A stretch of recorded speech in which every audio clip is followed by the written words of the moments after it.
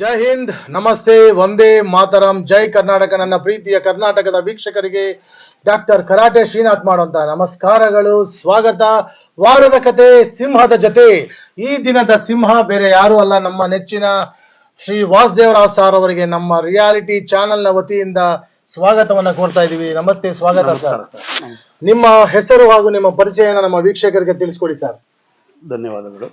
R Vasudeva Rao ಅಂತ ನನ್ನ ಹೆಸರು. ಈಗ ಹಾಡ್ತಾ ಇದ್ದೀನಿ. ನಾನು ಹಾಡೋದನ್ನ ಅಭ್ಯಾಸ ಮಾಡ್ಕೊಂಡು ಹಾಡ್ತಾ ಇದ್ದೀನಿ. ನಾನು ರಿಟೈರ್ಡ್ ಗೌರ್ಮೆಂಟ್ ಎಂಪ್ಲಾಯ್. ಓ ಸೂಪರ್. ನಾನು ಕರ್ನಾಟಕ ನಗರ ನೀರು ಸರಬರಾಜು ಮತ್ತು ಒಳಚರಂಡಿ ಮಂಡಳಿ ಅಲ್ಲಿ ಎಂಪ್ಲಾಯ್ ಆಗಿ ಕೆಲಸ ಮಾಡಿದ್ದೀನಿ. ಸೂಪರ್. ನಿವೃತ್ತಿ ಹೊಂದಿದ್ದೀರಿ ಇವಾಗ? ನಿವೃತ್ತಿ ಹೊಂದಿ. ಸೂಪರ್. ನಿಮ್ಮ ಊರು ಇದೇನಾ? Proper Bengaluru, link road, Malleshwaram ಹತ್ರ link road, second main road, ಅಲ್ಲೇ ನಮ್ದು ಬರ್ತ್ ಪ್ಲೇಸ್. ಓ, ನಮ್ಮ ಕಾಡು ಮಲ್ಲೇಶ್ವರ ದೇವಸ್ಥಾನದ ಒಂದು ಆವರಣದಲ್ಲಿ ಅವರ ಆಶೀರ್ವಾದದಲ್ಲಿ ಮಲ್ಲೇಶ್ವರಮದಲ್ಲಿ ಇದ್ದೀರಿ. ಬಹಳ ಸಂತೋಷ ಸರ್. ನಿಮಗೆ ವಿದ್ಯಾ ಅರ್ಹತೆ ಅಥವಾ ವಿದ್ಯೆಯ ಬಗ್ಗೆ ಅಂದ್ರೆ ಎಜುಕೇಶನ್ ಎಷ್ಟಿರ್ಬೋದು ಸರ್? ನಿಮ್ಗೆ ಒಂದು SSLC. SSLC ಮಾಡಿ, ವಾಟರ್ ಬೋರ್ಡ್ ಅಲ್ಲಿ ಕೆಲಸ ಮಾಡಿ, ಸಿಂಗರ್ ಆಗಿ, ಸಮಾಜ ಸೇವಕರಾಗಿ ಎಲ್ಲಾ ವಿಭಾಗದಲ್ಲೂ ಅನುಭವ ಇರುವಂತಹ ವ್ಯಕ್ತಿಗಳು ನೀವು. ಬಹಳ ಸಂತೋಷ ಆಯ್ತು ಸರ್. ಹಾಗೆ ನಿಮಗೆ ಎಷ್ಟು ಭಾಷೆಯ ಒಂದು ಗೊತ್ತಿರುತ್ತೆ? ನಿಮ್ಗೆ ಎಷ್ಟು ಭಾಷೆ ಗೊತ್ತಿದೆ? ಒಂದು ಫಸ್ಟ್ ಮದರ್ ಟಂಗ್ ಬಂದು ಮರಾಠಿ ನಂದು. Oh, Marathi. Mother tongue Marathi. Education ಕನ್ನಡದಲ್ಲಿ. ಓಕೆ. ಆಮೇಲೆ ತಮಿಳು ಮಾತಾಡ್ತೀನಿ ನಾನು, ತೆಲುಗು ಮಾತಾಡ್ತೀನಿ, ಹಿಂದಿ. ನೋಡಿ, ಇಲ್ಲಿ ಓದಿಗಿನ್ನ ಸಾಮಾನ್ಯ ಜ್ಞಾನ ಮುಖ್ಯ ಅಂತ ಹೇಳ್ತಾ ಇವರ ಮಾತೃಭಾಷೆ ಮರಾಠಿ ಆಗಿರುತ್ತೆ. ಇವರಿಗೆ ತೆಲುಗು, ತಮಿಳು, ಹಿಂದಿ ಎಲ್ಲ ಭಾಷೆಯ ಅವಗಾಹನೆ ಇರುತ್ತೆ ಅಂತ ಹೇಳ್ತಾ ಇವತ್ತಿನ ಮುಖ್ಯ ಕಾರ್ಯಕ್ರಮ ಏನು ಅಂತಂದ್ರೆ, ನಮ್ಮ ಸಿಂಹ ಅಂತಂದ್ರೆ ಏನು ಅಂತಂದ್ರೆ ಸೇವೆ ಮಾಡೋರೇ ಸಿಂಹಗಳು ಅಂತ. ಅದೇ ನಮ್ಮ ಈ ರಿಯಾಲಿಟಿ ಚಾನಲ್ನ ವಿಶೇಷ ಆಗಿರುತ್ತೆ. ಹಾಗೆ ನಿಮ್ಮ ಅಭ್ಯಾಸ ಮತ್ತೆ ಹವ್ಯಾಸನ ನಮ್ಮ ವೀಕ್ಷಕರಿಗೆ ತಿಳಿಸ್ಕೊಡಿ ಸರ್. ಅಭ್ಯಾಸ ಅಂದ್ರೆ ನನಗೆ ಇದು ಟ್ರಾವೆಲಿಂಗ್ ಮಾಡ್ಬೇಕು. ಓ, ಟ್ರಾವೆಲಿಂಗ್, ಪ್ರಯಾಣ ಮಾಡೋದು ತುಂಬಾ ಇಷ್ಟ ಅಂತೆ. Super super. ಮುಂಚೆಯಿಂದನು. ಹವ್ಯಾಸ ಅಂದ್ರೆ ಇದು ಹಾಡುಗಾರಿಕೆ, ಹಾಡೋದು ಮತ್ತೆ ಸಮಾಜ ಸೇವೆ ಮಾಡೋದು. ಎಲ್ಲೆಲ್ಲಿ ಒಳ್ಳೊಳ್ಳೆ ಕಾರ್ಯಕ್ರಮಗಳು ನಡೀತಾ ಇರ್ತದೆ ಜನರು ಸಾಮಾನ್ಯವಾಗಿ ಎಲ್ಲ ಕಡೆ ಹೋಗಿ ಅಟೆಂಡ್ ಮಾಡಿಕೊಂಡು ಬರೋ. ಓಕೆ, ನೀವು ಈ ಹಾಡುಗಳು ಅಂತ ಹೇಳಿದ್ರಿ. ಈ ಹಾಡನ್ನ ಹೇಳೋದಕ್ಕೆ ನಿಮಗೆ ಯಾರು ಸ್ಫೂರ್ತಿ? ಮೊದಲನೇದು ನಮ್ಮ ತಾಯಿಯವರೇ. ಓ, ಅವರು ಚಿಕ್ಕ ವಯಸ್ಸಲ್ಲಿ ನಾವು ಮನೇಲಿ ಇರ್ಬೇಕಾದ್ರೆ ತಾಯಿ ಜೊತೆಲಿ ಅವರು ಕೆಲಸ ಮಾಡ್ಬೇಕಾದ್ರೆ ಹಾಡ್ಕೊಂಡು, ಇಲ್ಲ ದೇವ್ರ ಪೂಜೆ ಮಾಡ್ಬೇಕಾದ್ರೆ ಹಾಡು ಹಾಡ್ಕೊಂಡು ಇರೋರು ಯಾವಾಗ್ಲೂ. ಸೂಪರ್. ಸೊ ಅವಾಗ್ಲಿಂದಾನು ನನಗೆ ಈ ಹಾಡಿನ ಬಗ್ಗೆ ಸ್ವಲ್ಪ ಗಮನ ಇರ್ತಾ ಇತ್ತು. ಆಮೇಲೆ ಈ ಆರ್ಕೆಸ್ಟ್ರಾಗಳಲ್ಲಿ ನಡೀತಾ ಇತ್ತು ಮುಂಚೆ ಎಲ್ಲ. ಈ ಗಣಪತಿ ಕೊಡ್ಸೋದು, ಅಡ್ಡೆಮ್ಮ ಕೊಡ್ಸೋದು, ಮತ್ತೆ ರಾಜ್ಯೋತ್ಸವ, ಮತ್ತೆ ಈ ಮದುವೆಗಳಲ್ಲಿ, ಸಾಮಾನ್ಯವಾಗಿ ಮದುವೆಗಳಲ್ಲಿ ಆರ್ಕೆಸ್ಟ್ರಾ ಅಂತ ಮಾಡ್ತಾ ಇದ್ರು. ಸೊ ಅಲ್ಲೆಲ್ಲ ಹೋಗಿ ರೆಗ್ಯುಲರ್ ಆಗಿ ನೋಡ್ತಾ ಇದ್ದೆ ನಾನು, ಆ ಚಿಕ್ಕ ಹುಡುಗ ಇರುವಾಗಲೇ. ಹಾಗಾಗಿ ಅದು ಸ್ವಲ್ಪ ಇತ್ತು ನನ್ನ ಮೈಂಡಲ್ಲಿ. ಆಮೇಲೆ ದಿನ ನಾವು ಟೂರ್ ಹೋಗ್ಬೇಕಾದ್ರೆ ಇಲ್ಲ ಡ್ಯೂಟಿಗಳು ಮಾಡ್ಬೇಕಾದ್ರೆ ಎನಿ ಟೈಮ್ FM ಕೇಳೋದು ಇಷ್ಟ. ಅದರಲ್ಲಿ ಹಾಡುಗಳು ಬರ್ತಾ ಇರ್ತಲ್ಲ, ಹಾಗಾಗಿ ನಮ್ಗೆ ಹಾಡಿನ ಬಗ್ಗೆ ನೋಡಿ, ಅದಕ್ಕೆ ಹೇಳೋದು ಯಾವಾಗ್ಲೂ ದೊಡ್ಡವ್ರು ಹೇಳ್ತಾರೆ ತಾಯಿನೇ ಮೊದಲ ಗುರು ಅಂತ. ನೋಡಿ, ಅವರು ಎಷ್ಟು ಪ್ರೌಢತೆಯಿಂದ ಹೇಳ್ಕೊತಾ ಇದ್ದಾರೆ, ಅವರ ತಾಯಿನೇ ಮೊದಲ ಗುರು. ಅದಕ್ಕೆ ಸಿಂಹ ಅಂತಂದ್ರೆ ವಿಶೇಷವಾದ ಒಂದು ಸ್ಥಾನ ಇದೆ. ಆ ಸ್ಥಾನಕ್ಕೆ ನಿಜವಾಗ್ಲೂ ಅರ್ಹ ವ್ಯಕ್ತಿ ಅಂತ ಹೇಳ್ದ ಸರ್. ಇದುವರೆಗೂ ನೀವು ಎಷ್ಟು ಹಾಡುಗಳನ್ನ ಹಾಡಿದ್ದೀರಿ, ಹಾಗೆ ಇಷ್ಟು ವರ್ಷಗಳ ಕಾಲ ವಾಟರ್ ಬೋರ್ಡ್ ಅಲ್ಲಿ ನಮ್ಮ ಕರ್ನಾಟಕಕ್ಕೆ ಸೇವೆ ಮಾಡಿದ್ದೀರಿ ಅಂತ ವೀಕ್ಷಕರು ತಿಳಿಸ್ಕೊಡಿ ಸರ್. ನಾನು ಸುಮಾರು ಡಿಪಾರ್ಟ್ಮೆಂಟ್ ಅಲ್ಲಿ ಸರ್ವಿಸ್ ಮಾಡಿರೋದು ಒಂದು 30 years ಮಾಡಿದೆ. 30 ವರ್ಷಗಳ ಸೇವೆ, ಸುದೀರ್ಘ ಸೇವೆ ಸಲ್ಲಿಸಿ ಆಮೇಲೆ ನಿವೃತ್ತಿ ಹೊಂದಿರೋದು ಈಗ ನಾನು.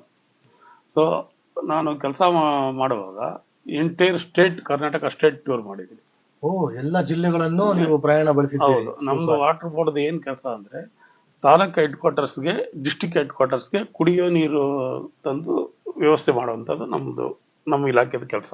ಓ ಸೂಪರ್. ಹಾಗಾದ್ರೆ ಕಾವೇರಿ ನೀರಿನ ಬಗ್ಗೆ ನಿಮಗೆ ಬಹಳ ಚೆನ್ನಾಗಿ ಗೊತ್ತಿದೆ. ನಮ್ಮ ಬೆಂಗಳೂರಿಗರು ಅದನ್ನ ಉಪಯೋಗಿಸ್ತಾ ಇದ್ದಾರಾ? ಅದರ ಬಗ್ಗೆ ಒಂದು 2 ಮಾತುಗಳಲ್ಲಿ ನಿಮ್ಮ ವಿವರಣೆ ಕೊಡಿ ಸರ್ ಪ್ಲೀಸ್. ನಮ್ದು ಕರ್ನಾಟಕ ನಗರ ನೀರು ಸರಬರಾಜು ಮತ್ತು ಒಳಚರಂಡಿ ಮಂಡಳಿ, ಅದು ಸಪರೇಟ್ ಕರ್ನಾಟಕಕ್ಕೆ. ನೀವು ಕೇಳ್ತಾ ಇರೋದು ಬೆಂಗಳೂರು ಬಗ್ಗೆ. ಹೌದು ಸರ್, ಹೌದು. ಬೆಂಗಳೂರಿಗೆ ನೀರು ಎಲ್ಲಿಂದ ಬರುತ್ತೆ ಅಂದ್ರೆ ಈ ಶಿಂಷಾ ಬ್ಲಫ್ ಇದೆ ನೋಡಿ, ಅಲ್ಲಿ ಕರೆಂಟ್ ಉತ್ಪತ್ತಿಗೆ ನೀರನ್ನು ಉಪಯೋಗಿಸ್ತಾರೆ. ಆ ನೀರು ರಾ ವಾಟರ್ ಬಂದು ಇಲ್ಲಿ ಯಾವುದು ತೊರೆಕಾಡಿನಹಳ್ಳಿ ಅಂತ, ಓಕೆ. ಅಲ್ಲಿಗೆ ಬಂದು ರಾ ವಾಟರ್ ಬರೋದು 12-15 ಕಿಲೋಮೀಟರ್ ರಾ ವಾಟರ್ ಬಂದು ಸ್ಟೋರೇಜ್ ಆಗುತ್ತೆ.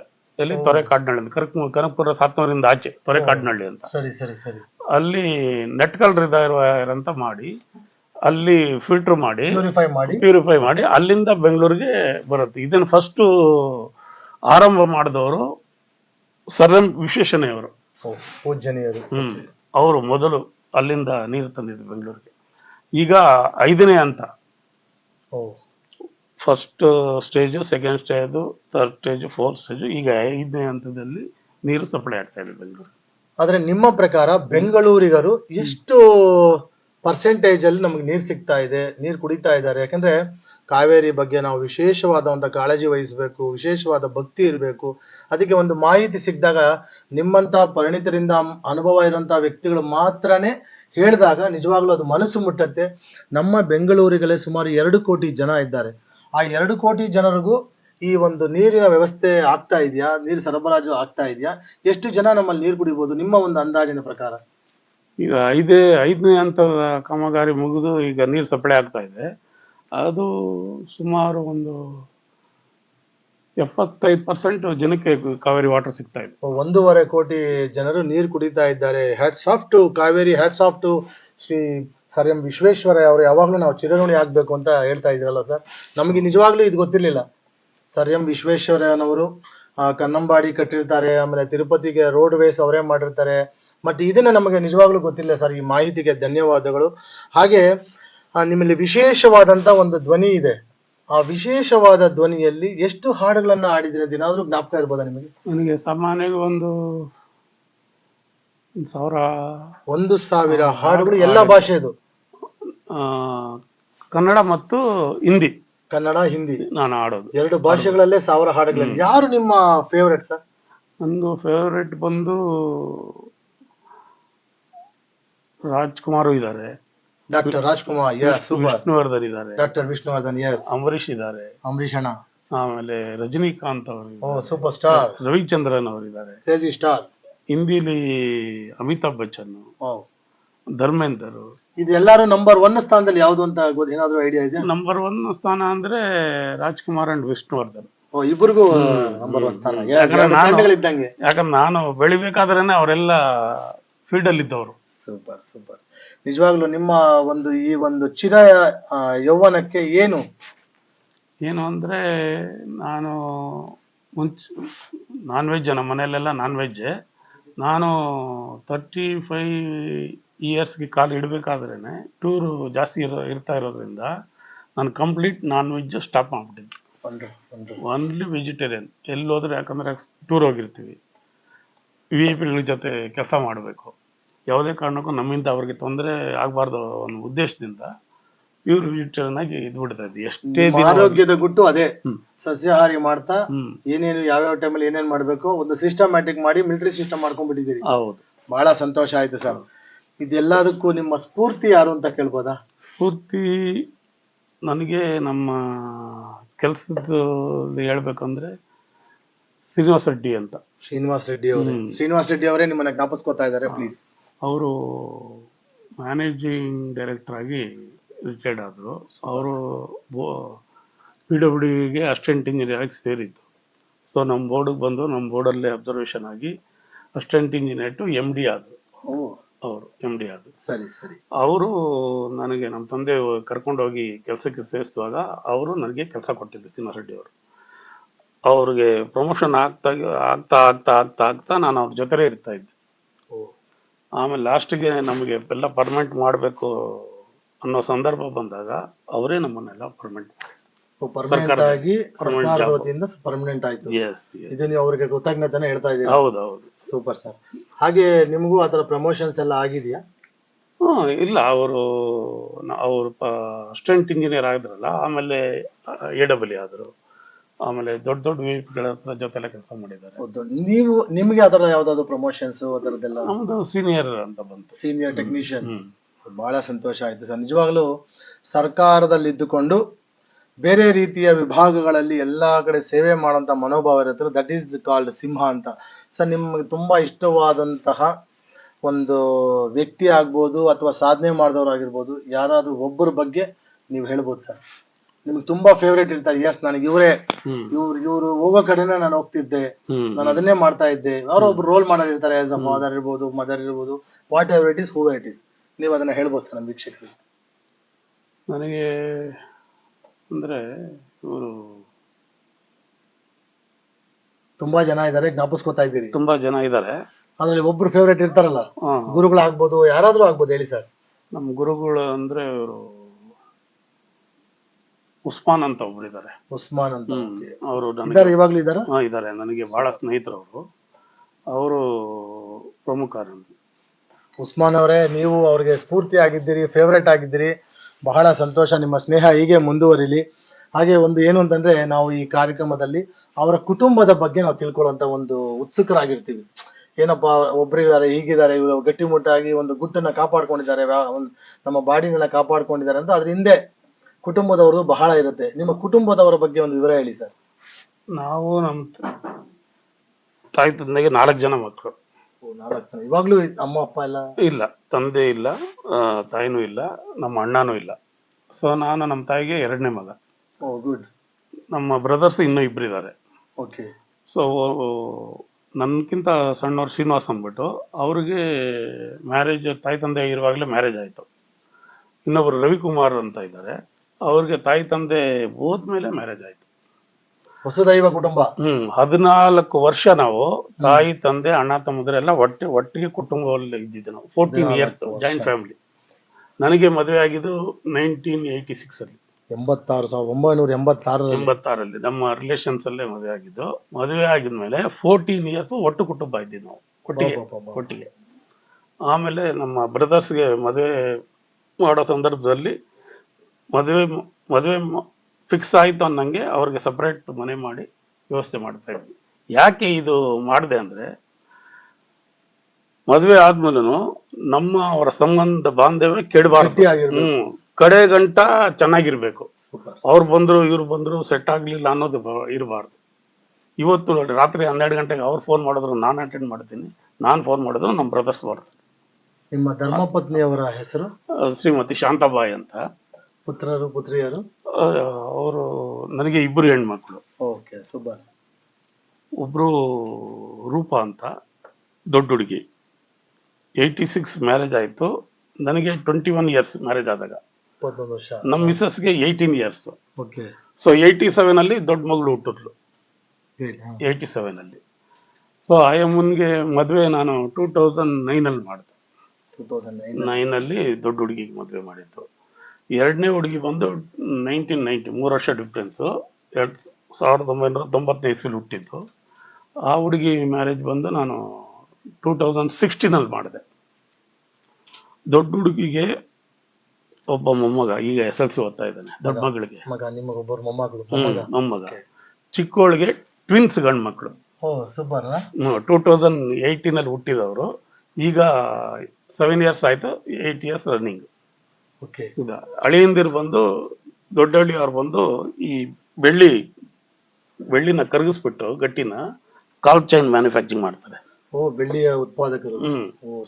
ಮಾಡ್ತಾರೆ ಅವರು. ಚಿಕ್ಕವರು ಬಂದು ರಾಕೇಶ್ ಅಂತ. ಅವರು ವಿವಾಟೋವೇಟೋದಲ್ಲಿ ಇವಾಗೆಲ್ಲ ಅವರೆಲ್ಲ ಸೆಟಲ್ ಆಗಿದ್ದಾರೆ, ಫುಲ್ ಸೆಟಲ್ ಆಗಿದ್ದಾರೆ. ಇವಾಗ ವಾಟ್ ಎವರ್ ನಿಮ್ ಹೆಂಗೆ ನೀವು ಸಮಯನ ಹೆಂಗ್ ಕಳಿತೀರಾ? ಸಮಾಜ ಸೇವೆ ಮುಖಾಂತರನ, ಅಥವಾ ಇವತ್ತಿಗೂ ನಿಮ್ಮ ಏನ್ ಹೇಳ್ತಾರೆ ಹೊಟ್ಟೆಪಾಡಾಗಿರ್ಬೋದು, ಅಥವಾ ನಿಮ್ದು ಏನಾದ್ರು ಒಂದು ಸ್ಪೆಷಲ್ ಇರತ್ತೆ, ಹೆಂಗೆ ನೀವು ಸಮಯನ ಕಳಿತೀರಿ? ನಾನು ಆಫ್ಟರ್ ರಿಟೈರ್ಮೆಂಟ್ ಮಿಸಸ್ ಹೆಸರಲ್ಲಿ ಫೈನಾನ್ಸ್ ಬಿಸ್ನೆಸ್ ಸ್ಟಾರ್ಟ್ ಮಾಡಿದ್ವಿ. ಅದೊಂದು. ಆಮೇಲೆ ರಿಯಲ್ ಎಸ್ಟೇಟ್ ಆಫೀಸ್ ಓಪನ್ ಮಾಡಿದ್ದೀವಿ. ಸೂಪರ್. ಫೈನಾನ್ಸ್ ನಮ್ಮ ಮಿಸಸ್ ನೋಡ್ಕೊಂತಾರೆ, ರಿಯಲ್ ಎಸ್ಟೇಟ್ ಆಫೀಸ್ ನಾನು ನೋಡ್ಕೊಂತೀನಿ. ಎಲ್ಲೂ ಏನು ತೊಂದರೆ ಇಲ್ಲ, ಎಲ್ಲೂ ಏನು ಮೋಸ ಆಗಿಲ್ಲ? ಇಲ್ಲ, ಚಾನ್ಸೇ ಇಲ್ಲ. ಯಾಕೆ ಮೋಸ ಆಗಕ್ಕೆ ಚಾನ್ಸ್ ಇಲ್ಲ ಅಂದ್ರೆ, ನಾನು ಇಡೀ ಡಿಪಾರ್ಟ್ಮೆಂಟ್ ಅಲ್ಲಿ ಸರ್ವಿಸ್ ಮಾಡಿರೋದು ಆಫೀಸರ್ಗಳ ಜೊತೆಲಿ, VIP ಗಳ ಜೊತೆಲಿ. ಯಾಕಂದ್ರೆ ಅದೇ ಮೈಂಡ್ ಸೆಟ್ ನಮ್ಮಲ್ಲೂ ಇರ್ತದೆ.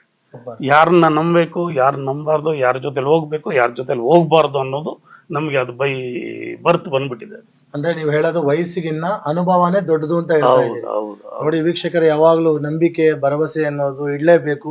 ಅದು ಯಾವ ಟೈಮಲ್ಲಿ ಯಾವಾಗ ಯಾವ ರೀತಿ ಬಳಸ್ಕೋಬೇಕು ಅನ್ನೋದನ್ನ ನಮಗ್ ಗೊತ್ತಿರ್ಬೇಕೇ ಹೊರತು ಇನ್ನೊಬ್ಬರ ಮೇಲೆ ಹೇಳಿ ಏನು ಪ್ರಯೋಜನ ಇಲ್ಲ ಅಂತ ಹೇಳ್ತಾ, ಸರ್ ನಿಮ್ಮ ಜೀವನದಲ್ಲಿ ಒಂದು 35-40 ವರ್ಷಗಳಿಂದ ನೀವು ಈ ಡಿಪಾರ್ಟ್ಮೆಂಟ್ ಅಲ್ಲಿ ಎಲ್ಲ ಸೇವೆ ಮಾಡ್ಕೊಂಡ್ ಬಂದಿದ್ದೀರಿ. ತುಂಬಾ ಕೆಟ್ಟ ದಿನಗಳು ಅಂತ ಏನಾದ್ರು ಇದೆಯಾ ಸರ್? ಕೆಟ್ಟ ದಿನಗಳಂದ್ರೆ ನನಗೆ ಸ್ಟಾರ್ಟಿಂಗ್ ಫಸ್ಟ್ ಪೋಸ್ಟಿಂಗ್ ಬಂದು ಪರ್ಮನೆಂಟ್ ಆದ ತಕ್ಷಣ ಬೆಂಗಳೂರಿದ್ದೆ ನಾನು ಸರ್ವಿಸ್ ಅಲ್ಲಿ. ಹಾ ಹಾ ಹಾ ಫಸ್ಟ್ ಪೋಸ್ಟಿಂಗ್ ಬಂದು ದಾವಣಗೆರೆ ಕೊಟ್ರು. ಅಲ್ಲಿ ದಾವಣಗೆರೆ ಹೋಗಿ ಒಂದು 6 ತಿಂಗಳು ಕೆಲಸ ಮಾಡಿದೆ ಅಲ್ಲಿ. ಸೊ ಅಲ್ಲಿ ಮತ್ತೆ ಅಲ್ಲಿಂದ ಧಾರವಾಡಕ್ಕೆ ಪೋಸ್ಟಿಂಗ್ ಆಯ್ತು. ಆ ಟೈಮಲ್ಲಿ ನಾನು ಒಂದ್ ಕಡೆ ಮದುವೆ ಆಗಿ 2 ಮಕ್ಳಿತ್ತವಾಗ. ಜವಾಬ್ದಾರಿ. ಚಿಕ್ಕ ಮಕ್ಕಳು, ಫ್ಯಾಮಿಲಿ ಬೆಂಗಳೂರಲ್ಲಿದ್ರು, ನಾನು ಧಾರವಾಡದಲ್ಲಿ ಇರ್ಬೇಕಾದ ಪರಿಸ್ಥಿತಿ ಬಂತು. ಸೊ 1 ತಿಂಗಳು ಅದೇ ನಮಗೆ ಬ್ಯಾಡ್ ಟೈಮ್ ಅಂತ ಸಫರ್. ತುಂಬಾ ನಿಮ್ಗೆ ಕಷ್ಟ ಆಯ್ತು, ಅದನ್ನ ನಿಭಾಯಿಸಕ್ಕೆ ಕಷ್ಟ ಆಯ್ತು. ಹೌದು, ನಾನು ಒಬ್ನೇ ಅಲ್ಲಿರ್ಬೇಕಾಗಿತ್ತು. ಫ್ಯಾಮಿಲಿ ಕರ್ಕೊಂಡು ಹೋಗಕ್ ಆಗ್ತಾ ಇರ್ಲಿಲ್ಲ. ಯಾಕಂದ್ರೆ ಮಕ್ಕಳೆಲ್ಲ ಇಲ್ಲಿ ಸ್ಕೂಲ್ಗೆ ಅಡ್ಮಿಷನ್ ಮಾಡಿದ್ವಿ. ನಾನು ಒಂದ್ ಕಡೆ, ಫ್ಯಾಮಿಲಿ ಒಂದ್ ಕಡೆ ಇದ್ವಲ್ಲ, ಈ ಫ್ಯಾಮಿಲಿಗೂ ತೊಂದರೆ ಆಯ್ತು, ನನಗೂ ತೊಂದರೆ ಆಯ್ತು ಅಲ್ಲಿ. ಅದಕ್ಕೆ ಹಿರಿಯರು ಅಂತ ಹೇಳೋದು ಅದಕ್ಕೋಸ್ಕರ ಅಷ್ಟು ಕಾಳಜಿ ವಹಿಸಿ ಅಷ್ಟು ಮನಸ್ಸಿಂದ ನೀವು ಎಲ್ಲಾರನ್ನು ತಗೊಂಡಿದ್ದೀರಾ ಅನ್ನೋದಕ್ಕೆ ಇದೊಂದು ಸಾಕ್ಷಿ ಆಗತ್ತೆ ಅಂತ ಹೇಳ್ತಾ, ಹಾಗೆ ತುಂಬಾ ಒಳ್ಳೆ ದಿನ ಯಾವ್ದಿರ್ಬೋದು? ತುಂಬಾ ಒಳ್ಳೆ ದಿನ ಅಂದ್ರೆ ನಮ್ಗೆ ನಮ್ಮ ಫಸ್ಟ್ ನಾನು ಡೈಲಿ ವೇಜಸ್ ಅಲ್ಲಿ ಸೇರಿದ್ದು ಡಿಪಾರ್ಟ್ಮೆಂಟ್ಗೆ. ಓಕೆ. ನಮಗೆ ಈ ಆಫೀಸರ್ಗಳೆಲ್ಲ ಸೇರ್ಕೊಂಡು ಇವನ್ ಶ್ರೀನಿವಾಸ ರೆಡ್ಡಿ ಅವರು ಮತ್ತೆ ನಮ್ಮ ಫಿಲಿಪೋಸ್ ಮತ ಅಂತ IAS ಆಫೀಸರು, ಇವರೆಲ್ಲ ಸೇರ್ಕೊಂಡು ನನಗೆ ಸರ್ಕಾರದಲ್ಲಿ ಉಳಿಸ್ಕೊಳ್ಳೇಬೇಕು, ಇವ್ರನ್ನ ಪರ್ಮನೆಂಟ್ ಮಾಡಲೇಬೇಕು ಅಂತ ಒಂದು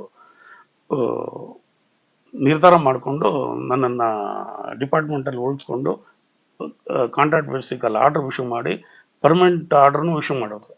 ಅವಾಗ ನನಗೆ ಬಹಳ ಸಂತೋಷ. ಎಷ್ಟನೇ ವಯಸ್ಸಿರ್ಬಹುದು? ನನಗೆ ಆಗಿದ್ದು 35-36. 35 ವರ್ಷಗಳು. ಅಷ್ಟು ವರ್ಷ ಕಷ್ಟಪಟ್ಟು, ಅದಕ್ಕೆ ಯಾಕೆ ಇದೆಲ್ಲ ಕೇಳ್ತಾ ಇದೀವಿ ಅಂದ್ರೆ, ನಮ್ಮ ಯುವಕರಿಗೆ ಏನು ಅಂತಂದ್ರೆ 20 ಆಗಿದ ತಕ್ಷಣ ನಾನು ಎಲ್ಲಾನು ಅಚೀವ್ಮೆಂಟ್ ಮಾಡಬೇಕು, ನಂಗೆಲ್ಲ ಸಿಕ್ಬಿಡ್ಬೇಕು ಅನ್ನೋ ಒಂದು ಎಕ್ಸೈಟ್ಮೆಂಟ್ ಅಲ್ಲಿ ಇರ್ತಾರೆ. ಅದಕ್ಕೆ ಅನುಭವ ನಿಜವಾಗ್ಲೂ ದೊಡ್ಡದು ವೀಕ್ಷಕರೇ. ಹಾಗೆ ಈ ರೀತಿ ವ್ಯಕ್ತಿಗಳು ನಿಜವಾಗ್ಲೂ ಸಿಂಹ ತರನೇ ಜೀವನ ಮಾಡಿದ್ದಾರೆ. ಯಾರಿಗೂ ಅಂಜದಿರ ಅಳಕದಿರ ಅವ್ರ ಕೆಲಸಗಳನ್ನ ಮಾಡ್ತಾ, ಸೇವೆಯನ್ನ ಮಾಡ್ತಾ ಇವಾಗ್ಲೂ ನೀವು ಸಂತೃಪ್ತಿ ಆಗಿದ್ದೀರಿ ಅಂತ ಅನ್ನಿಸ್ತಾ ಇದೆ ನಿಮ್ಗೆ? 100%. ಸೂಪರ್. ನೋಡಿ, ಈ ರೀತಿ ವ್ಯಕ್ತಿಗಳೇ ನಮಗೆ ಬೇಕಾಗಿರೋದು. ಹಾಗೆ ನಿಮ್ಮ ಜೀವನದಲ್ಲಿ ಯಾರಿಗಾದ್ರೂ ಥ್ಯಾಂಕ್ಸ್ ಹೇಳ್ಬೇಕು ಅಂತಂದ್ರೆ ಹಾಗೂ ಸಾರಿ ಹೇಳ್ಬೇಕು ಅಂತಂದ್ರೆ ಈ ಒಂದು ಕ್ಷಣ ನಿಮ್ದಾಗತ್ತೆ. ಥ್ಯಾಂಕ್ಸ್ ಹೇಳ್ಬೇಕು ಅಂದ್ರೆ ನನಗೆ ಒಳ್ಳೇದನ್ನ ಬಯಸಿದಾರಲ್ಲ ಅವ್ರಿಗೆಲ್ಲ ಥ್ಯಾಂಕ್ಸ್ ಹೇಳಕ್ ಇಷ್ಟಪಡ್ತೀನಿ. ಸೂಪರ್. ಕೆಟ್ಟದ್ದನ್ನ ಮಾಡಿ, ಓಕೆ ನಾನೇನೋ ಗೊತ್ತಿಲ್ದಿರ ತಪ್ಪು ಮಾಡ್ಬಿಟ್ಟಿದೀನಿ, ಸಾರಿ ಹೇಳ್ಬೇಕು ಅಂತ ಅನ್ಸಿರತ್ತೆ, ಅವಾಗ ಏನಾಗ್ಬೇಕು? ನಾನು ಸಾಮಾನ್ಯವಾಗಿ ತಪ್ಪು ಮಾಡಿರಲ್ಲ, ಮಾಡೋಂತ ಸಂದರ್ಭ ಬಂದಿರಲ್ಲ. ಬೈ ಮಿಸ್ಟೇಕ್ ಏನಾರ ತಪ್ಪಾಗಿದ್ರೆ ನಾನು ಸಡನ್ ಆಗಿ ಅದನ್ನ ರಿಯಾಕ್ಟ್ ಮಾಡ್ಬಿಡ್ತೀನಿ.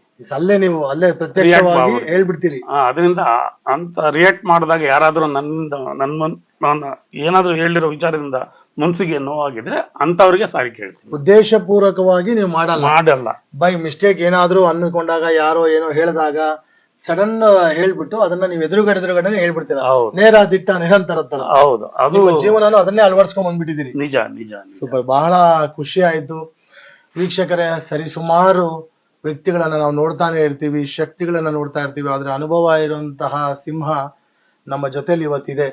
ಅವ್ರಿಗೆ ನಾನು ತುಂಬಾ ಆಭಾರಿ ಆಗಿದ್ದೀನಿ. ಈ ಸಂದರ್ಭದಲ್ಲಿ ಯಾವಾಗ್ಲೂ ಬೇಕಾಗಿರೋದು ವೀಕ್ಷಕರಲ್ಲಿ ನನ್ನ ವಿನಂತಿ ಏನು ಅಂತಂದ್ರೆ, ನಮ್ಮ ಚಾನೆಲ್ ಮುಖಾಂತರ ಹೇಳುವಂತದ್ದು, ವಯಸ್ಸಿಗೆ ಬೆಲೆ ಇಲ್ಲದೆ ಇದ್ರೂ ಪರವಾಗಿಲ್ಲ, ಅನುಭವಕ್ಕೆ ನೀವು ಬೆಲೆ ಕೊಡಬೇಕು.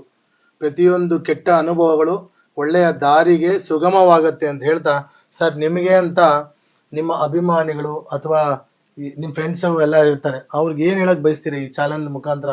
ನಿಮ್ಮ ಜೀವನದಲ್ಲಿ ನಡೆದು ಬಂದಂತ ಹಾದಿ ಇರ್ಬೋದು, ವ್ಯವಸ್ಥೆಗಳಿರ್ಬೋದು, ಅವ್ಯವಸ್ಥೆಗಳಿರ್ಬೋದು, ಸೋಲಿರ್ಬೋದು, ಗೆಲುವಿರ್ಬೋದು, ಅದೆಲ್ಲ ದಾಟಿ ಹತ್ಯೆ ಮಾಡ್ಕೋಬೇಕಾ, ಆತ್ಮಹತ್ಯೆ ಮಾಡ್ಕೋಬೇಕಾ, ಅದೆಲ್ಲ ಮೀರಿ ಇನ್ನೊಂದು ಜೀವನ ಇದೆಯಾ ಅನ್ನೋದು ನಿಮ್ಮ ಒಂದು ಇದ್ರಲ್ಲಿ ತಿಳಿಸ್ಕೊಡಿ ಸರ್. ನಾನು ಎಲ್ಲರಿಗೂ, ಸ್ನೇಹಿತರಿಗೂ ಆಗ್ಲಿ ಕುಟುಂಬದವ್ರಿಗಾಗ್ಲಿ ಹೇಳೋದು ಏನು ವಿಚಾರ ಅಂದ್ರೆ, ಯಾವುದೇ ಸಂದರ್ಭ ಬರಲಿ, ಎಂಥದೇ ಕಠಿಣ ಪರಿಸ್ಥಿತಿ ಇರಲಿ, ನಾವು ಸುಳ್ಳು ಹೇಳ್ಬಾರ್ದು. ಸೂಪರ್. ಆಮೇಲೆ ಯಾರು ಮಿಸ್ಗೈಡ್ ಮಾಡ್ತಾರೆ ಅವ್ರ ಮಾತು ಕೇಳಬಾರ್ದು. ನಮ್ದು ಸ್ವಂತ ಓನ್ ಮೈಂಡ್ ಅಲ್ಲಿ ನಾವು ಥಿಂಕ್ ಮಾಡಬೇಕು. ಪುಣ್ಯಕೋಟಿ ತರ. ನಿಜ ನಿಜ.